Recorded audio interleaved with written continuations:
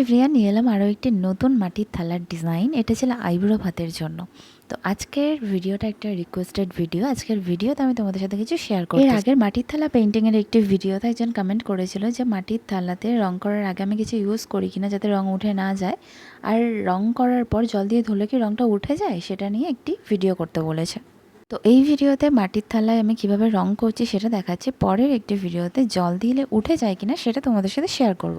তো তোমরা দেখতেই পেলে মাটির জিনিসগুলোকে কিন্তু আমি জল দিয়ে একবার ধুয়ে নিয়েছিলাম, যেহেতু অনেকক্ষণ আগে, সেই জন্য আমি আবারও ধুয়ে নিয়ে ডিরেক্ট কালারটা ব্যবহার করছি। আর এখানে আমি ক্যামেলের অ্যাক্রিলিক কালারটা ইউজ করেছি। এই যে কালারটা, এটা তোমরা যে কোনো অনলাইন স্টোরে পেয়ে যাবে বা অফলাইনেও পেয়ে যাবে। রঙের দোকানে গিয়ে ফেব্রিক কালার বা অ্যাক্রিলিক কালার বললে ওরা দিয়ে দেবে। তো ওটা আমি ইউজ করেছিলাম, আর এটা আমার কাছে রেড কালারের ছিল, তাই আমি এটা ইউজ করছি।